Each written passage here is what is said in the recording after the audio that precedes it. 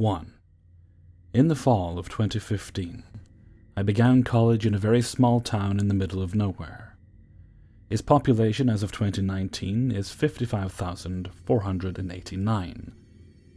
This town was in the middle of the Midwestern state I lived in the middle of the Great Plains. The town was pretty much only existent because of the college. It was a state college which has about 20,000 students a year. As you could imagine, the college brought in a plethora of faculty, business, and really put the town on the map. I personally stuck out like a sore thumb. You see, even though I lived in the Bible Belt, I had been a Wiccan since I was 15. I never identified with Jesus and God when I grew old enough to dissect the Christian faith. A big aspect about my personality is that I am very accepting. I mention this because it ultimately led to some chaos later on. I'm the class clown mom friend type. I'm sure you know the type. Goofy, caring, pretty much ride or die. So I was in the middle of nowhere at the beginning of my college career, and I was surrounded by strangers who were just as nervous and awkward as I was. Due to being in the middle of the Bible Belt, my friends really loved my tarot card, medium, future-seeing persona. Quickly, while making new friends, I ran into a few folks who wanted to learn how to read tarot. We lived in the same dorm community, they were nice, and I loved teaching. So that's how I ended up getting into cahoots with Alex, Davis, April, Sam, Rosie, Katie, and Sky. They were friends from the year prior, so I was sort of folded into the friend group as the newest, shiniest object. After mentioning that I read tarot, the group was over the moon. One afternoon in the basement of our dormitory, I had a tarot reading session for the group. It was a lazy fall day, mid-November. Surrounded by soda cans, Kit Kats, and our schoolwork, I began to read each and every group member's cards. With a reading, you start to peek into a person's soul. Each card gives you a sliver of personhood. I quite regularly have had to console people for the truth that lies within the reading. I often have had to play the role of the therapist after the cards read people for filth. So it was unsurprising to me when the group sat in shock and curiosity, goosebumps prickling their arms. It was a normal response. Hours flew by. I did general readings, question-based readings, love life readings, you name it. As the time rolled on, more of my talent slipped out. Soon I was reading palms, giving psychic advice, talking about my Wiccan journey. I believe that what you take from the earth you should give back. It is inherent to my belief system to do everything with love, to never mean any ill will. Alex asked me if I could teach them about my belief systems. Then Katie, then Davis. Before I knew it, everyone in the group had asked for an impromptu teaching. Don't get this wrong, I loved teaching, but more so, I craved the positive attention. My childhood was quite awful, I was very abused. I just wanted people who cared about me. These people were some of the first to really seem to care about me, who were really interested in what I had to say. So with rose-colored glasses, I began a fun little info sesh with my brand new friends. I didn't see the warning signs. What started out as little meetings in the study rooms turned into hour-long lectures where the group hung to every word I said. As we got closer, more of my horrific past was uncovered. I shared details of my trauma, of all the times I should have died, of the beatings, of how my mom tried to murder me. I thought I had found my tribe. I was really excited and pleased to be around folks. I didn't start to see the warning signs until it was too late. Things went smoothly for a while. A routine of teaching the group, hanging out, having dinner, talking about normal things, like school and what was going on in the dormitory communities. Things felt pretty normal. I really liked it. One of the group members, Davis, was transitioning female to male, and he struggled a lot with his identity. He was raised in a pretty strict household, so his transition wasn't taken very well by his family. He also struggled with bipolar disorder, which made people in the group uncomfortable. I think because they didn't understand it. Keep in mind, mental health at the time wasn't really something that people were open about, as it was the Bible Belt. So Davis would occasionally act erratic, start fights, get worked up, cry randomly, etc. I am sure part of this was due to transitioning. I can't imagine how emotional and hard it would be to go through that. What really set things off was when Davis started doubting if he should fully transition or not. Davis had already been on testosterone for quite some time and was male-presenting, but did not have top surgery yet. One day, right before spring break, Davis has worn a dress, makeup, and heels around campus. At the time, I thought it was kind of strange, but I figured it was Davis' life, so it didn't matter to me. The rest of the group, however, started to obsess over this. It was very out of character, but the group thought there was more to it. When Davis left for class, adorned in his dress and heels, Alex started speculating. There was a long, weird history between Alex, Davis, and Sky. One where Davis was sort of relationship-like, flirting with both Alex and Sky, creating some animosity. Alex and Sky were best friends, but Davis had sort of wiggled his way into both of their hearts. Alex wasn't one to really discuss their feelings. So they pretended this love triangle didn't affect them, but Alex had become bitter. After Davis had walked out, Sky in tow, Alex began their speculation. What's wrong with him? Why is he acting like that? It's like I hardly know him. Katie, one for gossip, joined in. It honestly is like Davis is a completely different person. I don't know who this is, but I hate him. He's taking advantage of Sky. The rest of the conversation began to snowball. It was a frustrating situation for those who had been in the friend group for a long time. I was pretty much indifferent. I didn't know what was going on, and honestly, I thought that people were kind of making a fuss out of nothing. If you're uncomfortable with what's happening, then talk it out. I digress. I'd been working on a term paper, not really minding too much about the conversation until April asked me, "Do you think he could be messing around with some bad magic?" I shrugged. Davis had asked about love spells and other stuff that I don't really mess with. He was really into the idea that he could put a spell on someone and make them fall in love with him. I told him that taking away free will is something you should never mess with. The universe doesn't do kindly with those who harm, obstruct, or take free will away from someone. April had been there when Davis asked. When Alex looked questioningly at her, April spilled the beans. Something in Alex's face contorted, as if you could see their heartbreak turn into pure rage. Alex excused themselves, and that was that. I remember being a little stressed out about the situation. I hated conflict back then. I was spending spring break at Rose's house. Her and Sam lived in the same town. Alex and Katie would be there too. When I agreed to spend the break with them, it was before the drama had started. But by the time we got to spring break, it was too late to change my plans. The whole break was spent listening to the conspiracy grow. The four of them had begun to elaborate on this bad magic idea. Rosie thought maybe Davis was possessed. I told them that I didn't think it was likely.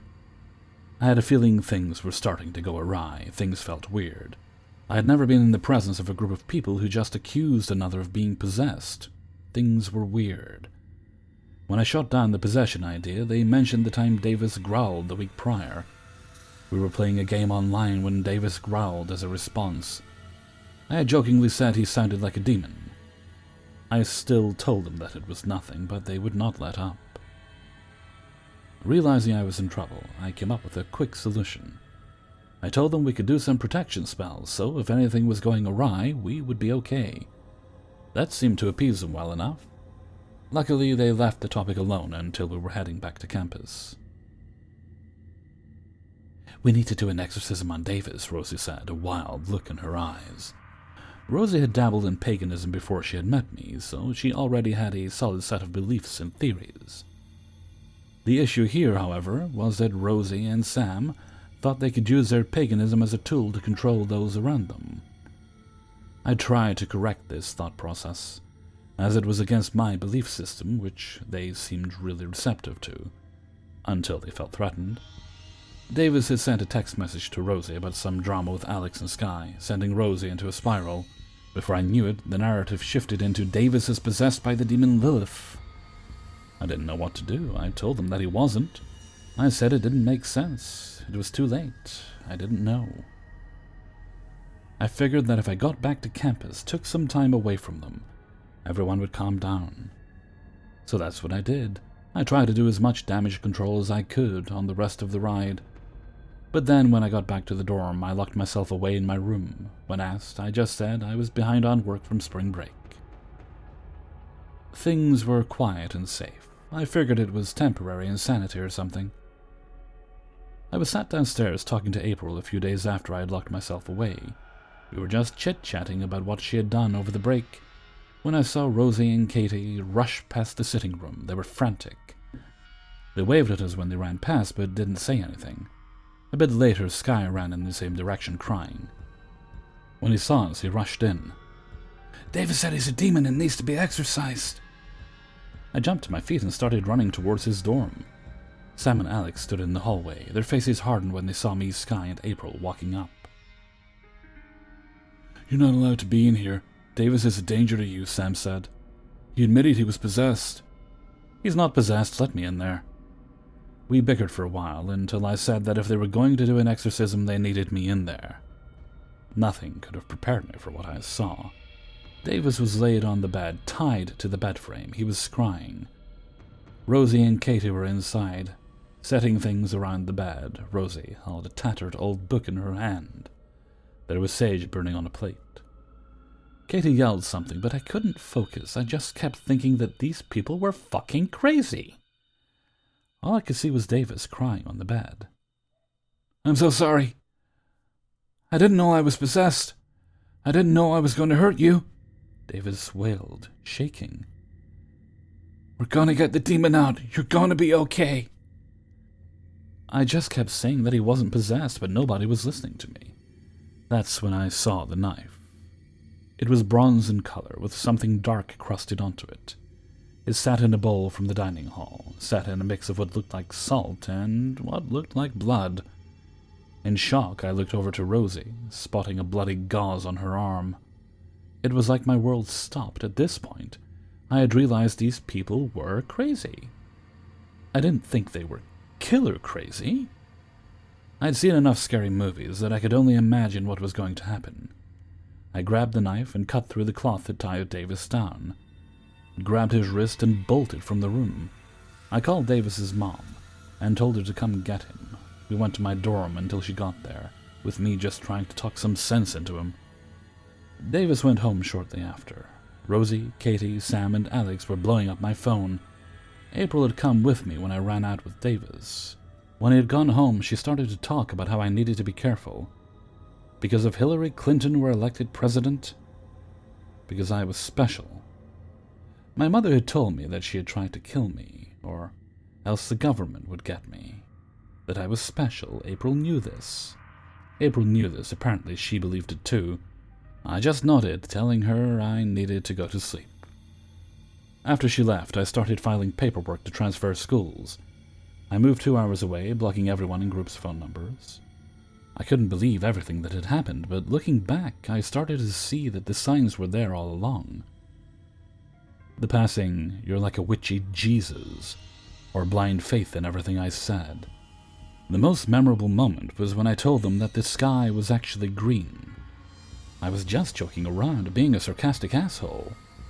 But April and Alex just nodded. When I said I was joking, April defended them, saying, "Well, technically the sky just reflects the earth, so it kind of is green." Hindsight is 20/20. I accidentally started a cult, creating a small hellhole where everyone blindly believed everything I said, and thought I was a modern-day Jesus. So to my former cult members, let's never meet again. Also, please get help. 2. This happened a long time ago. I'm guessing back in 2006. And I can't have been older than 4 years old at the time. Yet I vividly remember the fear I felt during this encounter. It was an early summer morning and the sun was up, but few people were out. In fact, the streets were practically dead that morning. My mom decided to take my sister, only 1 year old, seated in a stroller, and I, to throw away some garbage at the garbage station. I might add that the garbage station is kind of secluded from nearby houses, bordering one of those deep, dark forests of eastern Sweden. Since I was only 4 years old when this happened, the memories from the incident have faded a lot. However, my mom remembers all of it. She says that upon entering the garbage station, she immediately got an eerie feeling of being watched.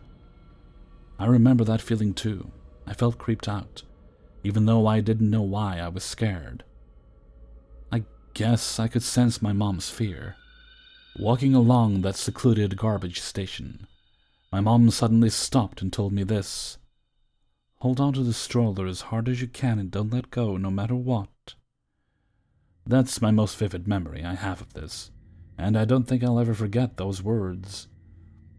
I'll at least never forget how they made me feel. It was as if my blood turned to ice. I just froze. My mom sounded stern, but even a toddler can sense when someone's scared shitless. My mom was definitely afraid of something. The rest is just a blur. I don't remember much apart from the aforementioned, so I'll let the rest of the story be told from the perspective of my mother. This is the recollection of her experience, recalled to the best of my abilities. Not far from where we were standing, a truck was parked with a man seated in the front. Nothing unusual. A lot of truck drivers stopped to rest by the side of the road, but this man was staring. He wouldn't stop staring. He stared right at me, examining my body, with the determined gaze of a predator. Gluing the three of us in his sight, he seemed truly pleased by the fear he had instilled in our faces. And his eyes, they were something else, almost as if they didn't belong to a human but rather a predator on the savannah. I felt like prey, stuck in the claws of a lion. I just couldn't move. That's when he smiled at me. I remember that dead smile, those cold, calculating eyes, and the way he licked his lips. Almost as if to say, "I could kill you if I wanted to." I believe this was the point in time into this strange encounter when my mom told me to hold on to the stroller, to hold on tightly and not let go. My mom's a small woman, 160 centimeters, weighing only about 45 kilograms, about 5 feet 100 pounds. And she could easily have been overpowered by the overweight man in the truck. My mom later admitted she was afraid he'd jump out of the truck and knock her out, possibly assaulting her, or even kidnapping me or my 1-year-old sister. We bolted out of there. We didn't throw away much garbage that morning. We just turned around and walked home as fast as a mom can do with a stroller and a 4-year-old toddler by her side. We never talked about what happened that day, up until very recently. The incident has always lingered somewhere in the back of my mind as that weird thing that happened when I was a child. And every time I walk past that garbage station, I get a weird feeling in the pit of my stomach. As previously mentioned, this happened around 2006. Fast forward to 2008. The face of a 10-year-old little girl called Angla was printed across the front page of every newspaper in sight. She had been abducted, sexually assaulted, and murdered. And the perpetrator was an overweight truck driver named Anders Eklund, now known as one of Sweden's most infamous killers. Anders Eklund was charged with the murder of Angla, alongside the rape and murder of a woman named Pernia. He's also suspected of abducting another little girl who's still missing, making him a pedophile, a serial rapist, and a serial killer. My mom says that when she saw Eklund's picture in the paper, especially when she saw those cold, familiar eyes, she knew he was the creepy man from the garbage station that early morning all those years ago. Thinking how my mom, or my sister, or me, or all of us could have been his victims, that sends chills up my spine. Anders, even though you're behind bars, let's not ever meet again. 3. This happened years ago, when I had gotten my first actual job, not just babysitting or working at a family friend's restaurant and just keeping my tips. I didn't think much of it. I figured it was harmless. I could find people around the country to chat with, learn about some other cultures, all that kind of stuff. I wouldn't give out personal information about myself, no phone number, address, any of that. I wasn't stupid. I was bored, no friends in my city. All my friends were back in my hometown. and I wanted to fill time and loneliness and talk to people. I heard about these websites to meet pen pals around the world. I made a simple profile, stated what kind of friends I was interested in making, just basic stuff. After about a month, I received a message from a man. I don't remember it word for word, but it basically said, "I found your profile and I'm super interested in being friends." He then stated he lives in the same state as me. Though I know maybe it was rude to be snobby about someone in my state contacting me, I did politely say in my profile that I was trying to make some pen pals outside of the US. I responded politely, though, and I replied to a few of his messages for a while. I found out he lived in the same city as me. "I see you like anime. I love anime. I also see you've been to Japan. I have been to Japan too. Do you go to anime conventions? Maybe we could go together to the next convention that comes to town." I felt a little uncomfortable. I put right in my page I have no intention to meet up with anyone, just have an online pen pal. I politely told him that, and he didn't like it. "I just thought we could be friends since we have similar interests." I again politely told him I'm not interested in meeting anyone in person from the website. He pretended to be fine with it and went right back to rambling about his interests. I logged out of the website for a few days and just focused on my personal life, going to work and doing schoolwork and taking care of my disabled father. One day I woke up to notifications on multiple of my instant messenger apps, all stating basically the same thing. "Hey, it's Beardy from the Pen Pal website." Smiley face. He messaged me on like 4 of my chat apps, which I did not give him. How did he find it? I was really annoyed. As politely as I could, I messaged him on the Pen Pal website. "Hey, so, I don't know how you found my IDs from my chat apps, but that was kinda over the line. That wasn't really appropriate.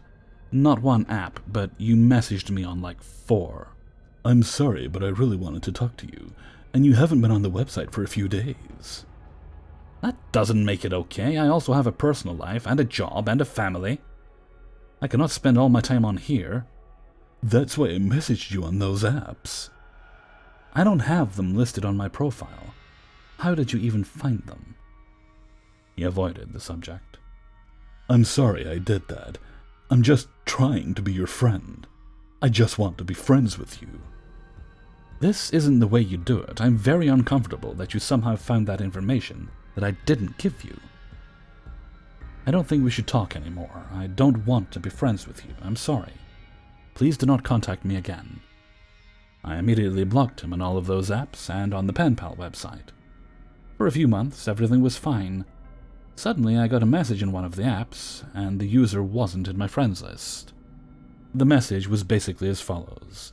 "You stupid fat ugly bitch. No one will ever love you. You'll never find a man to love you. You're so fucking fat and ugly. Why don't you just kill yourself, bitch? Do the world a favor." I rolled my eyes and blocked the account. Throughout the course of a year, every few months, across my multiple social media platforms, I was being harassed. I had completely forgotten about the man until I received a message on the Pen Pal website. The account had no name or photos. It was a random username. The message I received was the same nonsense as before, calling me fat and ugly, saying I'm a bitch, telling me I should die. Once I got the message on that website, I knew it had to be him. I'd had no other issues with anyone. I replied, saying that guy's name, telling him I know it was him, and that his behavior is really sad and pathetic. "I just wanted to be your friend, you fucking bitch. Watch your back." Then the account blocked me. For a few more months, nothing really happened. I got 1 or 2 messages from fake accounts again, but I'd grown used to it and just immediately blocked them. Then one day I received a Facebook message from a police officer. He was contacting me about a profile I apparently made on a website called Ashley Madison. It is used for people to have affairs, hookups, etc. I had never heard of it before then, and absolutely did not have an account there. I had a long talk with him where he told me his department investigates human trafficking, and thought I was an underage girl possibly in danger. It had my personal Facebook account listed on the profile, as well as other ways to contact me. I was in shock. He advised me to contact the website and ask them to take the profile down, but said to me, "You seem like a sweet girl. I don't know who you pissed off, but don't read the profile." My curiosity got the better of me, but I should have taken his advice. Using some of my normal selfies, an account was made, and the profile stated a lot of horrible things, very derogatory. It made me sick to my stomach to read some of the things it said I apparently wanted to have done to me. Thankfully, the website took quick action to take down the profile. The next time I got one of those hate messages online, I snapped. I didn't hold back, cursing him out for being so immature and disgusting, because someone simply didn't want to be his friend. The account blocked me without answering. I didn't get a message from any accounts for a while. One day, when I was the closer at work, I was waiting outside for a family member to pick me up. I didn't have my own vehicle, and my family would give me rides to and from work. As I was listening to music, waving goodbye to my manager as they drove off, I got a notification on one of my apps. "You ugly bitch," I sighed, rolling my eyes as I opened the message. As I was typing, another message came in. It made me stop typing and freeze up. "You're all alone now. I could kill you right now if I wanted to. No one would ever find you." I backed up against the building. I didn't have keys, only the manager did, who just left. I looked around through the parking lot, not a car in sight. The streetlights shined dimly around me. My heart started to race as more messages came in. "You're so fucking ugly, you know that. No one would ever fall in love with you. Your family probably won't even miss you, you disgusting bitch. I should just kill you right now." I started to cry, the phone shaking in my hands. Just as another text came in, a car pulled up in front of me. It was my family member, coming to pick me up. I took a deep breath and quickly got into the car. "Sorry I'm late. I got stuck at 2 red lights. Your manager already left. Just left you alone out here. Just drive!" I accidentally screamed at them, tears streaming down my face. "What's wrong? Did something happen at work?" I was crying, shaking. They took my phone and looked at it, seeing the messages. "The fuck? Who the hell is texting you?" "I don't know who it is. Please just drive. I want to get out of here." We went back to their place, and they wanted to call the police. But I told them not to. I had no idea who they were, where to find them to make a police report against them. Instead, they called another family member who works in the IT field. After they heard the whole story, everything I've endured for almost 2 years, they told me I should have made new accounts from the beginning of this harassment. I listened to them, and right then and there I made new accounts on all my social media. I worked at that job for another month, but my family member had told my manager what happened, so I was never put on closing shifts again. I was only given morning shifts, where I clicked out of work when the sun was still out. But I still didn't feel safe. They knew where I worked. My manager understood when I quit. All the harassment stopped. To this day, I still haven't received any more of those messages. Now I'm married. I still live in this city. And I don't live in that neighborhood anymore. I feel comfortable, and I don't feel afraid that this person will find me and stalk me again. But even now, anytime I get a random message from someone who isn't in my friends list, my heart races for a second. Hey everybody, Hellfreezer here, and thank you very much for listening to 3 True Scary Stories, episode 540. And thank you very much to everybody who allowed me to use their stories in this video. There we go. Okay. Let's pretend it didn't take me like 50 takes or something to get that intro right there. Alright, well, it's been a while since I did one of these. Thought it was about time. Revenge tomorrow, but True Scary today, so that's all well and good. No shout-outs for this video. I must say, as I was narrating this story, somebody, Malefius, in chat, did call that the lead character, Beardy the Bastard. Oh, that's what I named the guy, because, anyway, Beardy the Bastard was, in fact, a neckbeard. So, there we go. Lovely. Sadly, some neckbeards are quite dangerous. Okay, and with that, I'm going to head off for now, so until next time, thank you very much for listening, and take very good care of yourself.